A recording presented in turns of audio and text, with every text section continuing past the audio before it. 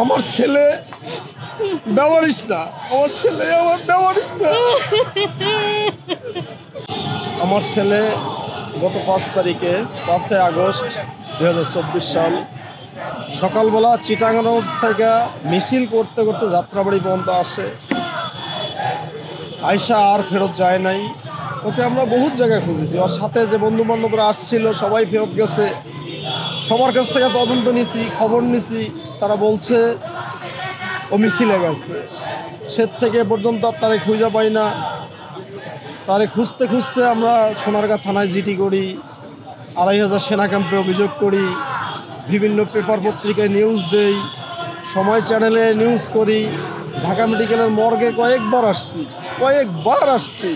ওর মা কয়েকবার ঢাকা মেডিকেলের লাশ পর্যন্ত দেখে গেছে, কিন্তু কেউ আমাদেরকে সঠিকভাবে তথ্য দেয় না। না দেওয়ার পরে আমার ছেলেটাকে বেওয়ারিশ লাশ হিসাবে দাফন করা হয়েছে। তারই পরিপ্রেক্ষিতে বেওয়ারিশ লাশের ছবি দেখা আমরা ছবি চাইছে, ছবিও ঠিক মতো দেয় না। সেখান থেকে পাঠাইছে শাহবাগ থানার থেকে আবার ঢাকা মেডিকেল। এভাবে করতেই মনে করেন যে এই শাহবাগ থানার থেকে একটু সহযোগিতা করার পরে সেখান থেকে ডিএনএ পরীক্ষা করছে, ডিএনএ ম্যাচ করছে। আমার সরকারের কাছে আকুল আবেদন, আমার ছেলে ব্যবহারিস না, আমার ছেলে আমার ব্যবহারিস না।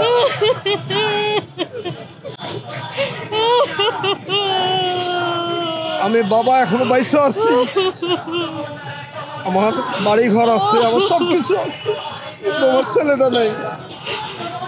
সরকারের কাছে আমার আকুল আবেদন, আমার এই ছেলেটার লাশ যেখানেই থাকুক না কেন, এই লাশটা যেন আমার গ্রামের বাড়িতে নিয়ে সঠিকভাবে দাফন করা হয় এবং ওকে গণ অভ্যুত্থানের আন্দোলনের পরিপ্রেক্ষিতে গেজেটভুক্ত করা হয় সরকারিভাবে, সেটাই আবেদন আমার।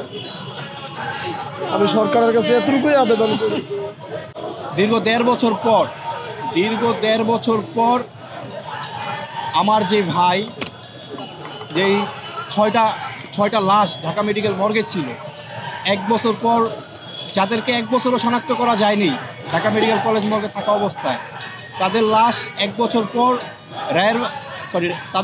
বছর পর জুরাইন কবরস্থানে দাফন করা হয়। আমার এক মা, আমার এক বাবা আর এক বোন এখানে আছে দেখছেন। ওনার ছেলে সাব্বির হোসেন মুন্না, যার লাশ দীর্ঘ 1.5 বছর পর আজ ডিএনএ টেস্টের মাধ্যমে শনাক্ত হয়েছে, কিন্তু তার কবরের সন্ধানটা এখনও পায় নাই।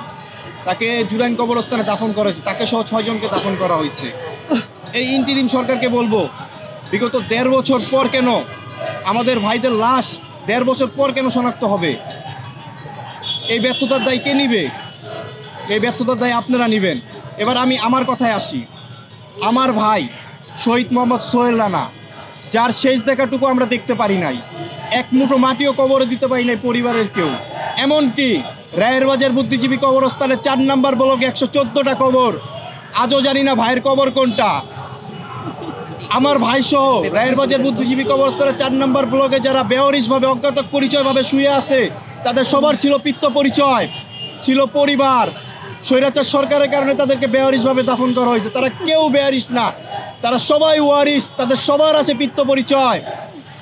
এই ইন্টিরিম সরকারের কাছে কি বলবো বলেন? এই বিগত 1.5 বছর ধরে আমি কত দপ্তরে যে দৌড়াইছি। আমার মা প্রতিনিয়ত রায়ের বাজার বুদ্ধিজীবী কবরস্থানে 4 নম্বর ব্লকে যায়, ছেলে কবরের সন্ধান খুঁজে, কিন্তু কবরের সন্ধান পায় না। আমার মা বাবা ভাই বোন তারা পাগলের মতো হয়ে গেছে। তাদের আহাকার আমি কীভাবে সামলাবো বলে? আমি আমার নিজেকে সামলাইতে পারছি না। একটা কথা আছে যে যুদ্ধ শুরু হলে রাজনীতিবিদরা অস্ত্র দেয়, ধনীরা রুটি দেয়, আর গরিবেরা দেয় তাদের ছেলেদের।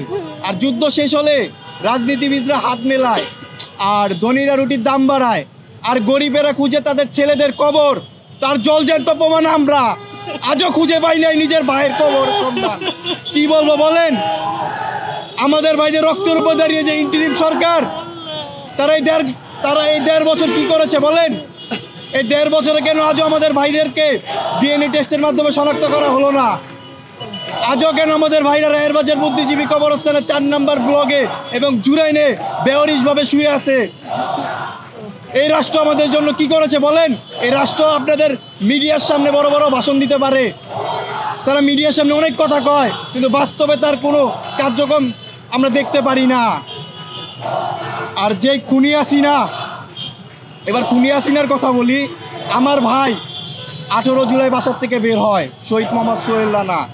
হাসপাতাল, মর্গ, থানা, জেলখানা সব জায়গায় তন্ন তন্ন করে খুঁজেছি, কিন্তু আমার ভাইয়ের কোনো সন্ধান পাইনি। 34 দিন পর আঞ্জুমান মুফিদুল ইসলামের বেওয়ারিশ লাশের খাতায় আমার ভাইয়ের এন্ট্রি পাওয়া যায়, মানে আমার ভাইয়ের ছবি পাওয়া যায়, যে রক্তাক্ত অবস্থার ছবি, যে ছবিতে লেখা ছিল অজ্ঞাত 28 এবং জিডি নাম্বার 1359। আমার ভাইকে 18 জুলাই যাত্রাবাড়ি দক্ষিণ কাজলায় খুনি হাসিনার পুলিশ কেবল হত্যা করেনি, হত্যা করার পর আমার ভাইকে হাসিনার পুলিশ বেওয়ারিশভাবে দাফন করে রায়ের বাজার বুদ্ধিজীবী কবরস্থানের 4 নম্বর ব্লকে। একটা কথা বলি ইন্টারিম সরকারকে এবং বাংলাদেশের সকল মানুষদেরকে বলে, তোমরা হয়তো যাইবা বলে খুনি হাসিনার ইতিহাস সেই মাই রাখবো মনে, যে চুইতে পোলার লাশ, কিন্তু যে এখনো চুইতেই পারে না পোলার লাশ, তাকে কি সান্ত্বনা দিবে ইন্টারিম সরকার? যত দ্রুত সম্ভব এই খুনি হাসিনাকে বাংলাদেশে নিয়ে এসে তাকে ফাঁসির যে রায় হয়েছে সেটা বাস্তবায়ন দেখতে চাই আমরা। নিরপেক্ষ, সত্য প্রকাশে আপোষহীন।